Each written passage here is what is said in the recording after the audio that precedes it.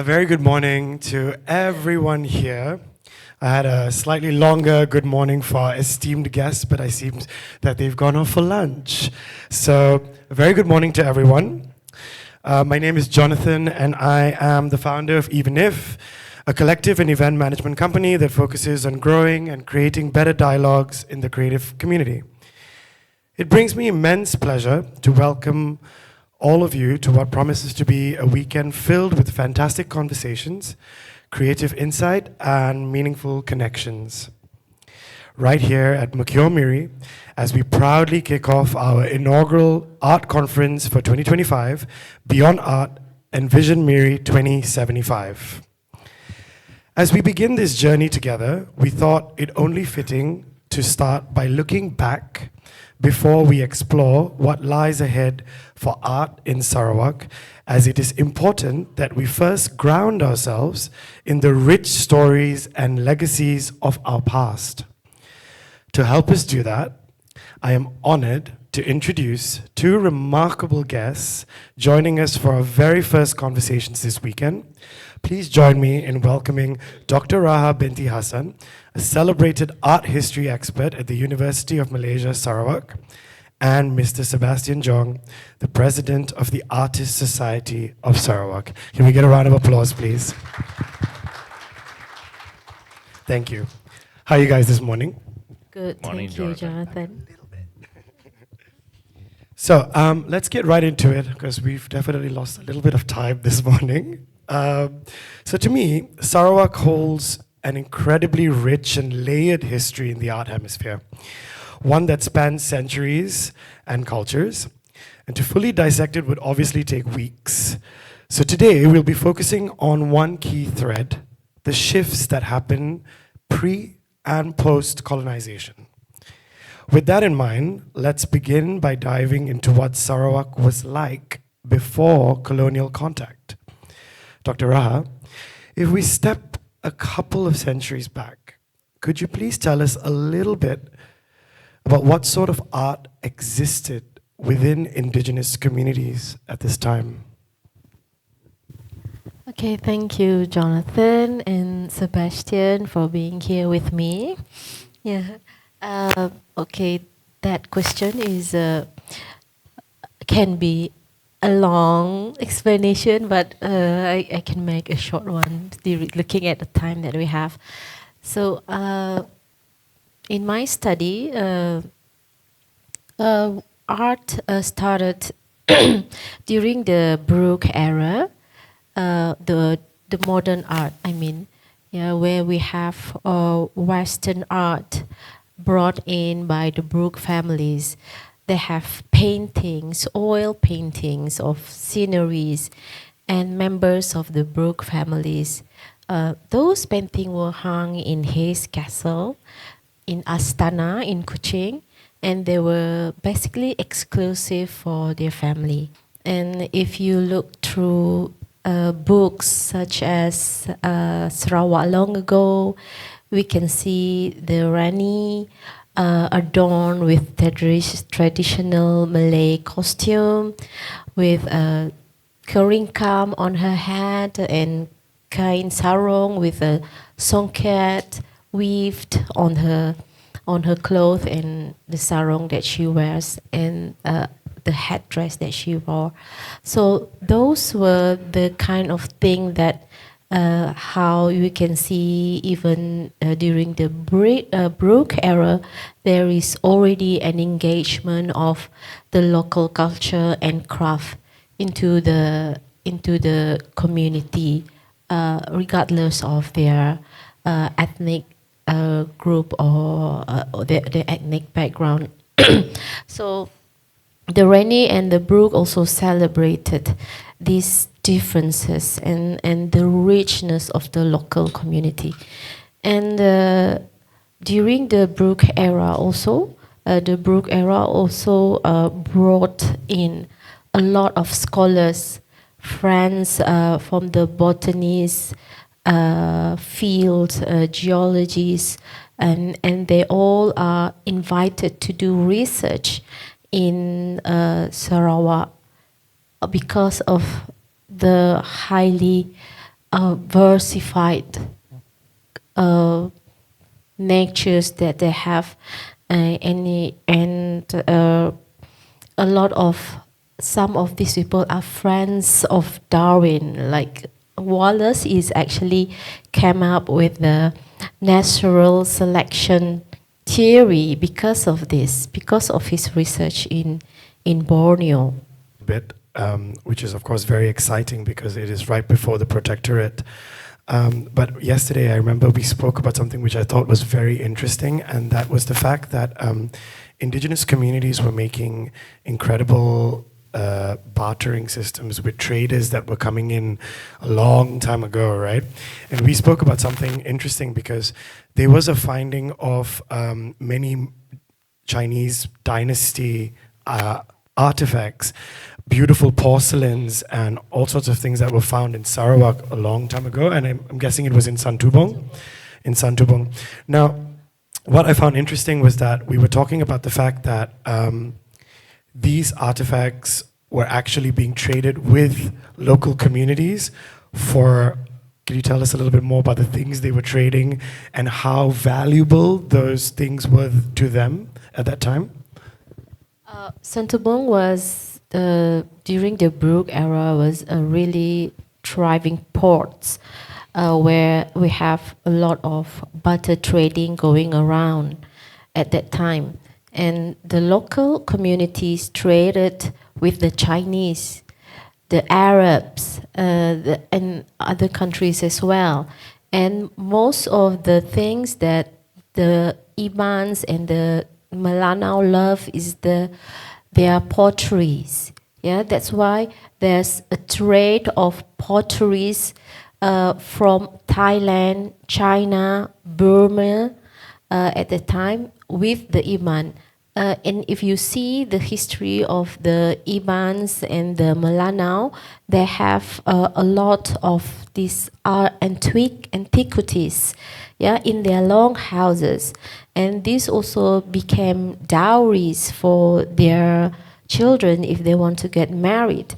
And also it's a symbol of a social symbol for them to be known as the aristocrats of their communities. So they must have this kind of antiquities in their houses. And if they trade with the Brunei, they are mostly from the brass. They have brass kettle. It's huge. It's like the size of those three tables there. Yeah, and Brunei was the main producers of brasswares at that time, except, with China, of course. Yeah. It's very interesting. I love the idea of people trading, and you said there was also trading, not just trading, but dowries being given. So beautiful antiquities were being traded for someone's hand in marriage, which is such an interesting way of living. Okay, so that was one of the key parts that I really wanted to touch on a little bit. Of course, we speak about indigenous communities and all their different forms of beading, and we were talking about a little bit where you said that some forms of beading and styles of beading came from other countries through trade. Could you just elaborate a little bit about that? Because beading is such a huge part of indigenous tribes here in Sarawak. Yeah. Yeah, and you said there was a lot of understanding of that whole art form that was coming also through knowledge through traders. Could you tell us just a little bit about that before we bounce into the next? Yeah, thank you, Jonathan.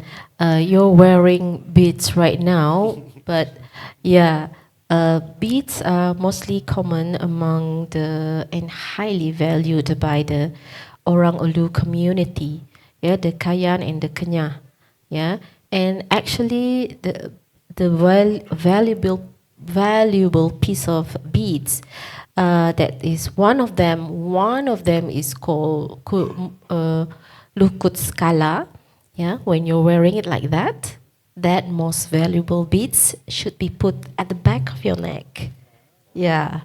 and there's like Are we thousands. saying that the bottom needs to be on the back? No, that's not the valuable one. If you have the valuable one, like the Cuscala or Malam Fiore, which means 1,000 flowers, that's from Italy, then you have it's put at the back of the neck. When you string it, it should be at the back of the neck. That's very interesting. Yeah. So Italy was involved in a little bit of design for the beading structure of here. That is very nice. Okay, so now that we kind of have touched a little bit, of course, as I said, we could go weeks into understanding the rich history right here in Sarawak. I think a very important turning point for Sarawak was when the Protectorate came after World War II.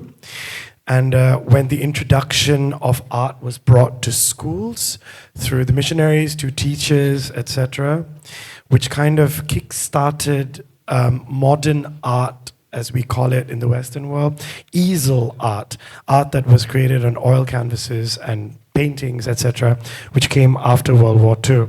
So could you please just tell us a little bit about how that was brought in when it started? All right. Modern art developed through the education designed by the British at the time. This together cater for the education of the local communities. So those syllabus were designed to teach them to be able to write and to read. And this is for the purpose of for them to be able to serve into the local government departments. Yeah, and then more importance were put in so that everyone have the opportunities to study. And looking at the kind of education that they have, maybe they added art at that time into the syllabus. It was not in the syllabus at the time. Yeah? But after the Second World War, there were a lot of neglect on art and craft. This is reported in the Sarawak annual report, yeah, in the 1940s, late 40s and early 50s, because of the booming price of rubber. Yeah, so this takes a lot of people in the kampongs out to get more rubber, and get more money, and hence this there's a neglect in the craft that they are used to doing every day at home. And then the syllabus that are created, they were called, because it's kind of experimental, so they call it, the subject is art and craft subject, drawing subject, all sort of subject, but they were also not sure. But in the report again say that out of all those subjects they've designed for the local education, the art and craft was the most successful. Yeah, especially in Brunei. We were still under the same rule at the time, Brunei, Sabah, and Sarawak. Yeah, so then they noticed that there's quite an interest in that field. So art and craft was then also developed in the art teaching colleges. Yeah, the first one that they have is in Sarawak, in Batu Lintang. Yeah, and we have students from Sabah, Brunei, also came to be trained as teachers. And these teachers then go back to their respective areas and teach part of that Western ideology to a non-Western traditional practitioners. So those are the beginning of the understanding of modern art, or what we call Western art. Yeah, but basically the design of the syllabus is I think we still practice this today, is the Bauhaus styles, where teach you how to draw, line, understand space, form, and etc. That kind of thing. So and after that, schools, every schools in the area, this area in Brunei, they have art subject. Yeah. That is very interesting. Obviously, with all this being taught, came a lot of communities who were coming together, joining forces to be more art-centric. I'm not sure because I haven't done proper research on this, but it might be that the Sarawak Artists Society is one of the oldest art clubs in Malaysia. Now, still unsure. We've been trying to figure it out together. But Sebastian, could you please tell us now? Obviously, in the beginning of this entire journey, post-war, there was an emergence of art and teaching of art, and then, of course, the emergence of art clubs. Could you please tell us a little bit about the history of the Sarawak Artists Society? Okay. Good morning, everyone. The Sarawak Artists Society this year celebrates its 40 years old. So it was born in 1985, January 29th. So we celebrate 40 years old. So before that, we actually in Kuching in Sarawak. I believe the first art society would be in the Nia Cave, where we are in Miri, right? We see the mural art in Nia Cave. So I think that the first community of arts should be start from there. And our first art society in Sarawak is Kuching Art Club, which was formed in 1949 by a British lady called Lucy Morrison, together with some artists from the local artists from Yong Man Sen and the others. And in this platform, they actually create some interest among the artists. So they gather together, they draw and create interest among the artists and to build this environment of arts. And after that, 1968, this Kuching Art Club, the first art club in Sarawak, they changed the name to Sarawak Fine Art Society until today, which they are the first art society in Sarawak. After that, in 1985, which some of the members, they formed up another art society, which is Sarawak Artist Society, which is come to here now is 40 years old today, this year. So this is how that we still maintain, we try to, our objective is to build, to create awareness to the public, awareness about art. And we are the bridge between the government and local artists.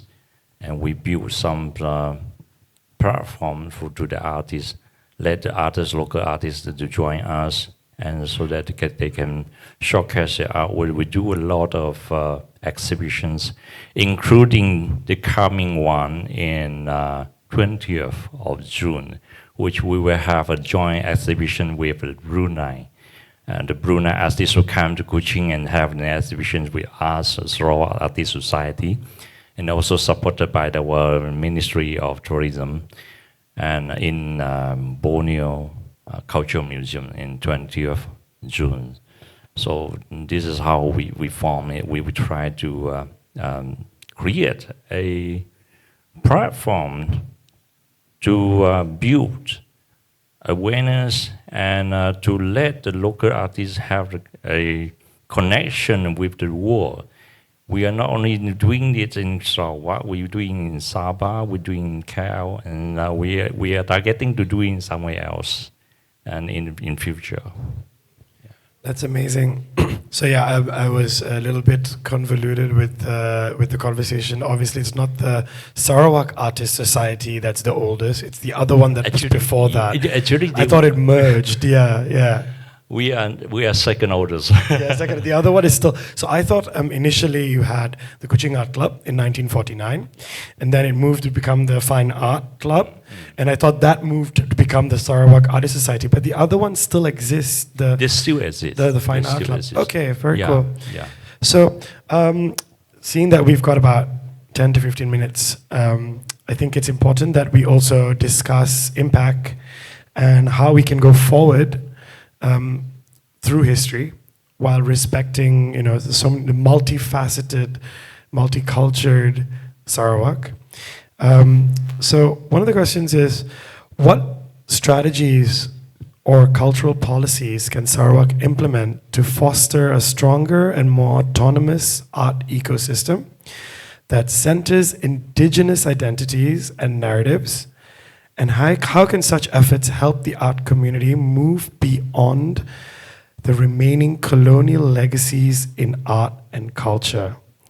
Because I think it's very important that we understand how we can keep ancestral wisdom and continue to flourish in the world, as you said, to bring Sarawakian art into the future. Well, how do we do that while protecting the integrity of the communities that are already here? If you'd like to take that, yeah. Answer that first, okay. Thank you, Jonathan. Before policies, and let's go past colonialism, I think the generation here is, I think Miri's generation of artists is the one that will have the strength to determine those ecosystem. I'm been here since yesterday. I'm quite impressed with what is already here in Miri. Yeah, I think the youth here is more vibrant and more aware of their stance in the development of local art and their local content.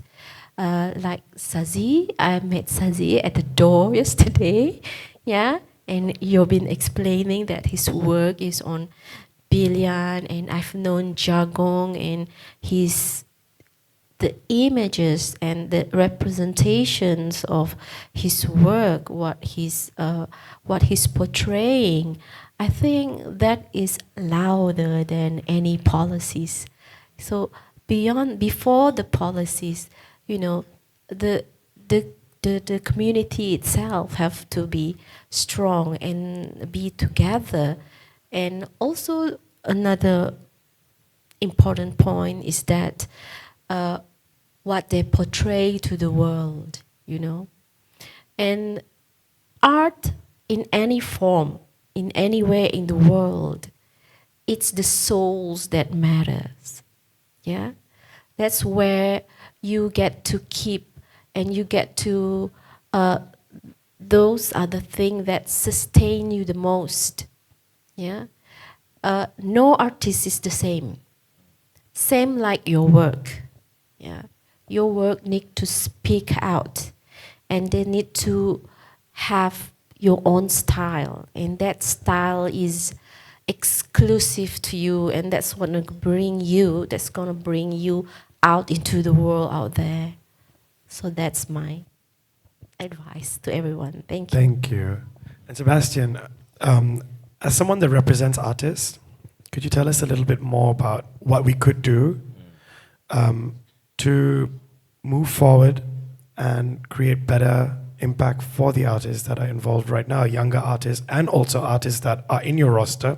I went through your roster to try and find some artists for this event. I remember going through like the first 3 pages and I was like, wow, everybody's name starts with A in Sarawak. And then I realized, oh wow, it's alphabetical and I'm only in A at the moment. So with the amount of artists that you are representing, how can we learn from our past, right? Learn from everything that we have gotten over the last 50, 60 years. And how do we go forward while holding on to our identity keeping our culture alive, keeping the culturalism alive? How can we do that? Well, all the while we were still thinking that Sarawak is still in the fundamental or starting point in art scenes. And with Sarawak artists is trying our best. We do annual show every year so that every members of our members can showcase. That's why I was thinking, when we're on the way come here to Miri to this event, we have a chit chat with the ministry officer. I think that's the very good point from the ministry is that they support us to do a lot of events, art events like what will happening here, and they also support us of a few events previous year. So I think we artists we need to be open-minded, to look around and absorb and go to the nature. Life, actually, art is life. Life is art. Whatever you wear, whatever you eat, when you make up, all this, it's all about art. So I think we have to be continuously learning, to learn from each other. We absorb and observe other people's artwork, other people's style. Artists, as an artist, we are continuously in develop. It's not stopped until certain time, and you will see your change. You are changing from time to time. Let's say in 10 years ago, you look at my artwork and you compare to my artwork today, it's totally different. You may be different in the style, in your techniques, in your your influence,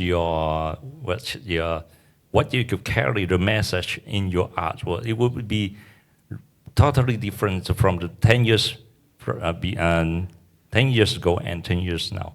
So I think as an artist, a young artist, like, the difference is last time in our age, we are not easy to find an art college. We hardly go to art school, but now we can easily go to art school. So it's an advantage and a benefit compared to my time. So yeah, to the younger artists, please go on. You may think that it's very difficult to find, to have a living if you are an artist. But doing something that you will love is something that benefit to the community, to yourself. You love what you've done, and it's good. It's a benefit to yourself and to the community and to the country as well. Yeah. Awesome. Could you tell us a little bit about how an artist, for instance, if there are artists in this room today, how they could join the Sarawak Artists Society? Anyone interested here? A lot of young faces and young people. Yeah. All right. Sarawak artists, you want to join? You can join the Sarawak artist member with some criteria and conditions. First, you must be a Sarawakian. First, if you are not Sarawakian, if your spouse, your husband or wife is a Sarawakian, you are qualified. If you don't have these two criteria, how? Don't worry. If you have resided in Sarawak more than 3 years, you are qualified. Anyone qualified here?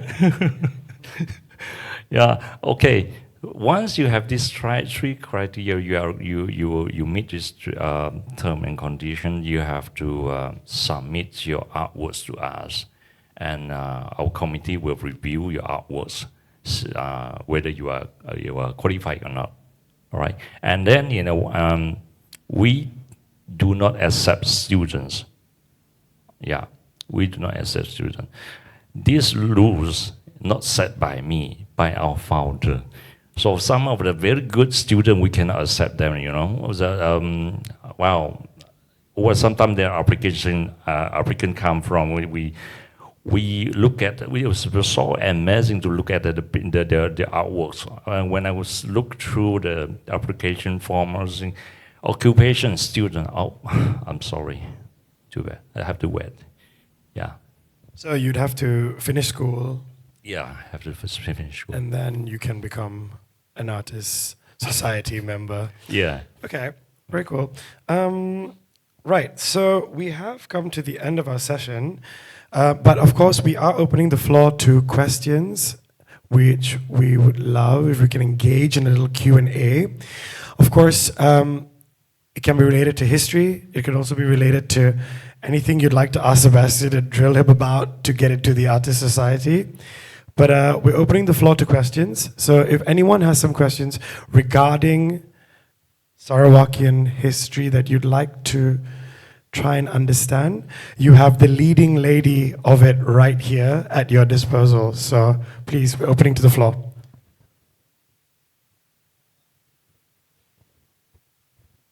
Yeah. Yes, Juvita. Can we get a mic for Juvita, please?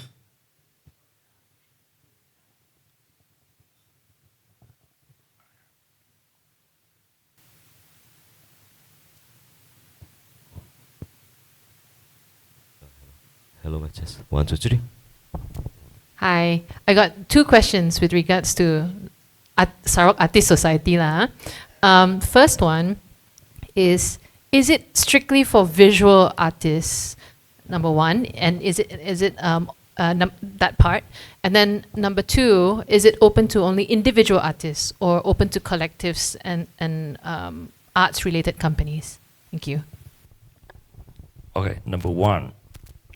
We have, this is something because some argument in our society, because last time we have a photograph artist, and this time we also have a photographer as a photography artist in our group. So we have a sculpture artist. So your questions, not necessarily visual arts. Yeah, all right. And it's mostly for the individual. Okay? Okay, do we have any other questions? Sazi, I feel like you have a question. Yeah. Yeah, you're trying to put it together. Hi guys. Good morning. I have a question. Are you the current generation of artists, the ones sitting in the room? They're currently making history in terms of representing Sarawak. Are you excited, hopeful, or concerned about the future, right? Or the transition or transformation of artists here?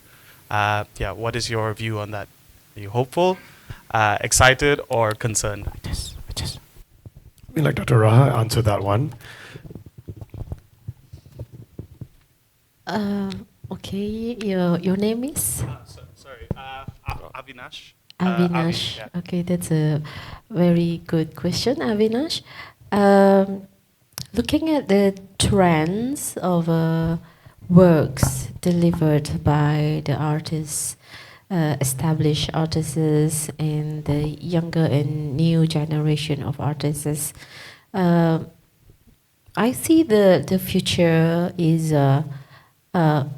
when also looking at the students from universities and students from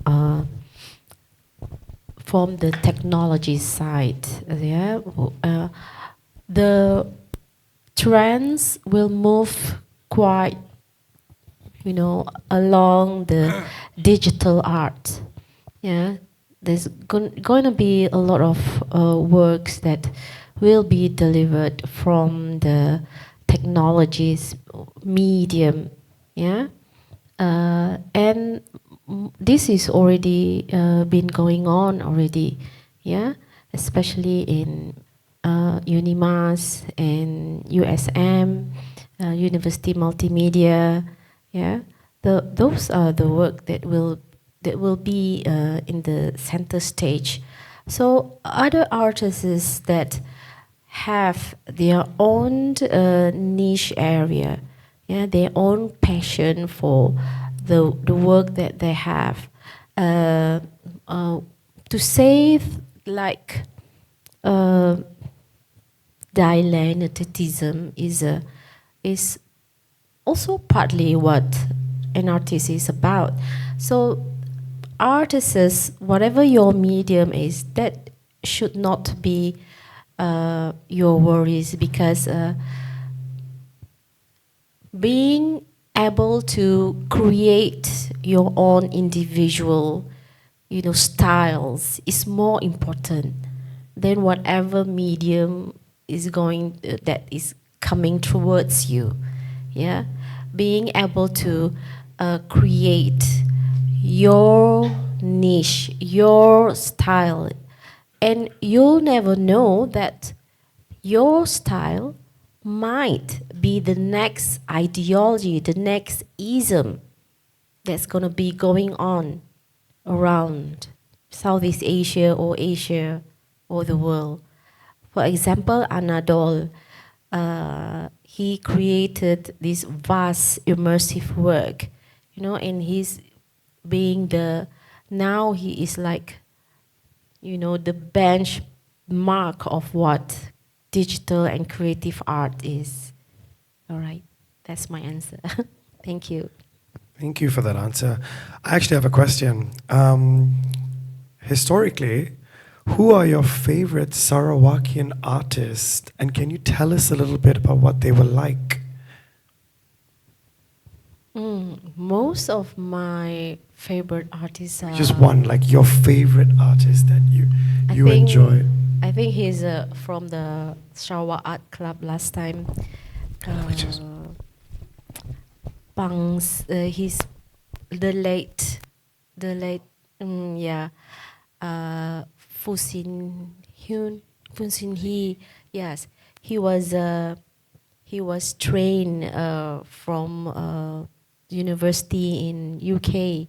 Yeah, and when he came back, he thought that he would change, 360 degrees, but he didn't. He still have local images in his work, but instead of using watercolors, he's then used oil paint, because this is what he learned from his university in UK.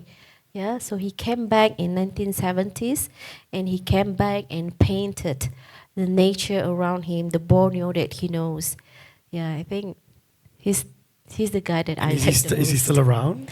No, he's the late, the brother. Yeah, Mr. Fu, the other one. Yeah, the one that. What about you, Sebastian? Yeah, Who is, there were two of them, right? They were brothers. Yeah. Yeah.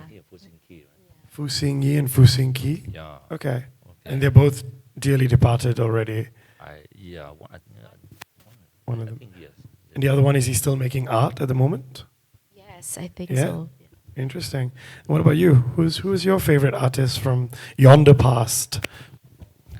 My favorite artist, Sarawakian artist, make me very impressed. The late Mr. Raphael Scott Abing. Raphael Scott Abing. So you very easy to recognize his artwork. He has a very simple signage. Written their artwork all signed with RSA. When I first joined or involved in this art industry, I have a friend telling me that do you know that who is the most selling and the most expensive art in Malaysia? I don't know. He's from Sarawak, Is it? Who? Raphael Scott. When I saw his artwork in the first time, wow, really impressed me. It's kind of semi-abstract. What year was that you had that experience? Sorry? What year was it? What year was it? Yeah, when you found out about Raphael Scott Abing. The first I saw his art was 10 years ago. 10 years ago, and I went to his house. I have a chance to went to his house. Wow, well, look at if you have chance, you look at this painting by yourself. I don't know how to describe it. For me, it's just a wow. I try to imitate, but it's not something that you have you observe and you try to. It's something that inspired you to create a new your new style.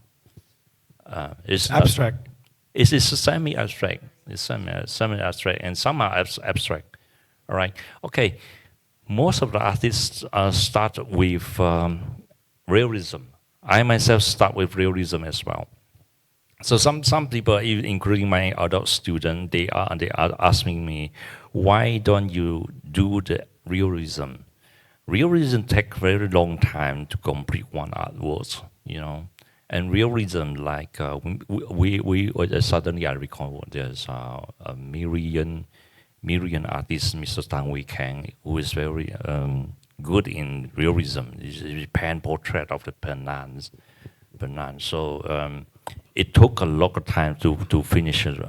Especially you want to do a hyper realism. There's very, I think, took how many months, I don't know.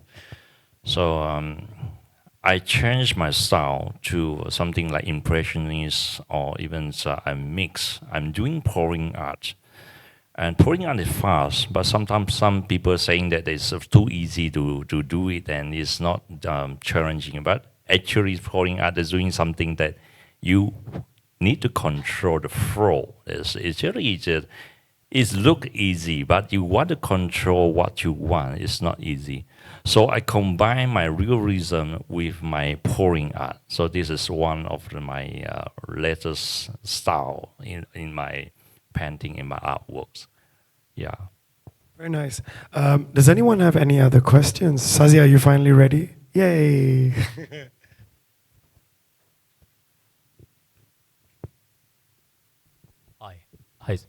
Hi, Sazi. Sorry, my name's Sazi, not you, Sazi. Sorry.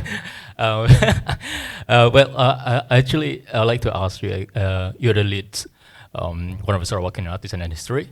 So, what do you see in the future, right, as a Sarawak in general, Sarawak artist? What are we heading to? Do we have a healthy community? Like, for example, are we building collectors? Are we building more galleries? Are we build more gatekeepers to keep the quality of a Sarawak in cycles? Do you understand? Mm-hmm. Yeah. So, what's your maybe just on opinion? What do we heading towards to? As me, as a Sarawakian artist. As a Sarawakian artist, we're still a long way to go. We're still helping, and actually, we have some difficulties in Sarawak. Actually, what is we have to exhibit some things, or exhibit our works. We find some difficulty to find a good venue to exhibit our works, and actually, ministry also know that. Then they are preparing this platform for all the artists. What else? It's a time a long way to go. To develop, to educate Sarawak artists for the past year. We try to do an awareness, let people know that the value of arts. So that a lot of time when you do exhibition, we heard a lot of voices like, especially for the abstract arts, we always hear something like, oh, this kind of art. My 6-year-old son also can do that. Right. So they do not feel like this is a barrier for people to appreciate. So we still, it's still a long way. I hope it's not like Zubida said, it won't take another 50 years. All right. It's too long, like 50 years. So in Kuching, we are almost doing that. It's almost a what we call that. We will now trying to do it outside Kuching to create just awareness to the public. So we do a lot of public talks, art talk during our art shows, and we let people know that how do you appreciate, how do you make the artworks, something like that. And sometimes, and maybe we'll invite you, Saji, to do that. It's very impressive. You get all of done. You know, some people just get something that in his hand, in her hand, they can create something very, very impressive. Yeah. So this is what we do. We cannot promise, or we just foresee. We still need to do some educations. We educate people to see the value of art, to appreciate art. It's still on the way we are doing. Yeah. Am I ready to answer your questions? Yeah. Thank you. Thank you. If we do not have any other questions from the audience, we are going to finish up our session. So everyone may head for lunch. Do we have any other questions? Going once, going twice? Okay, sold. Everyone wants to go to lunch. Okay, so I would like to thank Dr. Rahah and Sebastian for being here today. It is our first of many conversations that are going to happen this weekend. I'm also I feel so honored that I'm here in Sarawak having these conversations. The people that I've met, the minds that I've spoken to have just been wonderful. And I'm really looking forward to seeing how much of the surface we can get through so that we can go deeper and hopefully, as Sazi was asking, have an answer as to when we can have proper platform and proper foundation for artists to thrive and be protected, not just in Sarawak, but in Malaysia, because I also got to represent my people from the peninsula. But yeah, I'm looking forward to that. So thank you all for being here. Have a wonderful lunch, and we will see you back after lunch for our next panel, which I believe I'm also moderating, Scaling, where we're talking to 3 incredible artists who are, 2 of them have made their murals outside. One of them is sitting right here, Sazi. And we're going to speak about attacking commissions and how you can do that better as an artist. And we will be talking a lot about how you can protect yourself as well. So, see you later, and thank you very much. Thank you.